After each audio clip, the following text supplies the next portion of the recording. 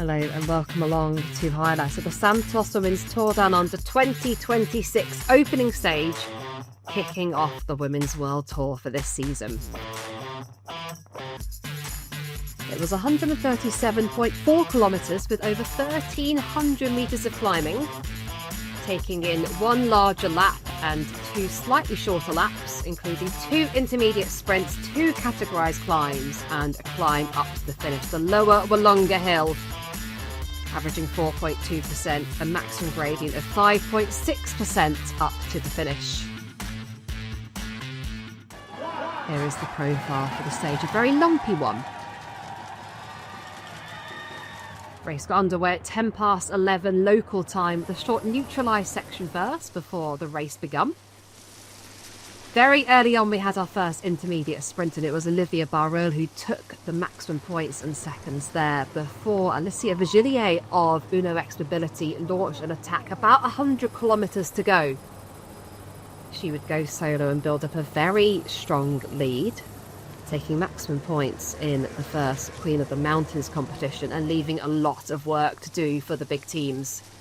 Gap went up to over 3 minutes, and we had to start asking the question, could this potentially be a stage-winning move? Plenty of support from the crowd. Delighted to get some bidons. And she went through with the bell lap, taking maximum points in the Queen of the Mountains competition and asking a big question of all the World Tour teams behind her. Hotly contested Queen of the Mountains points behind, going to UAE Team ADQ. Little Trek just missing out on the line there for the final 42 kilometres of racing for one last lap of this circuit. It was Amber Crack of FDJ United Suez doing so much work on the front. Her team leader, Ali Wollaston, was a big favourite for the stage today. As we approach the final 25 kilometres of the race, we did have one intermediate sprint to go, and that was hotly contested behind.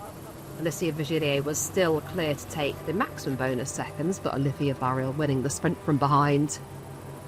And with 12 kilometres to go, we're asking the question, could Alicia Vigilier do it? She had not won a race since 2023. Peloton was becoming slightly less organised behind. As we approach the sprint zone, just inside the sprint zone, we had our first crash. A number of riders coming down to the left-hand side of the road there. And still, our solo breakaway rider was clear inside the final kilometres. We had a corner coming up at 500 metres to go. Peloton bearing down behind her, but still believing she could have made it. But inside 200 metres to go, Ali Wollaston came powering past, taking a superb victory from the bunch sprint.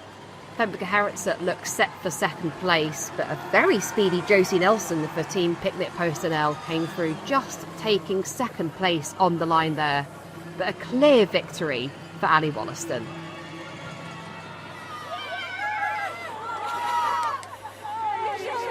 She could barely believe what she'd done. Full celebration with her teammates, having done so much work to bring back the breakaway rider. What a dominant display of sprinting it was.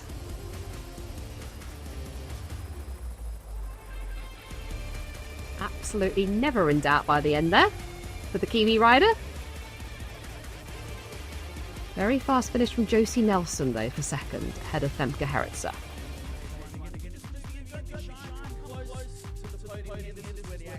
Confirmation of the stage results. Ali Wollaston taking the victory from Josie Nelson in second, Femke Gerritsen in third. Last year's overall winner, Naomi Rueg of UEFA Champions League, was in fourth. The Yoko jersey for the overall GC going to Ali Wollaston after stage one, leading by 4 seconds from Josie Nelson. And we look to see if she's able to defend that jersey on a hillier terrain for stage 2 tomorrow. Queen of the Mountains jersey after her breakaway efforts to Alicia Vigilier of Uno X Mobility. She took maximum points on the stage and she will wear that jersey. Tomorrow, this is what we have in store tomorrow. 130 kilometres of racing, more than 2,400 metres of climbing, 5 categorised climbs in total, 2 intermediate sprints, finishing loops here with the climb maxing out at 9.5% promises to be a very tough stage. Look at that profile. More exciting racing to come for stage 2.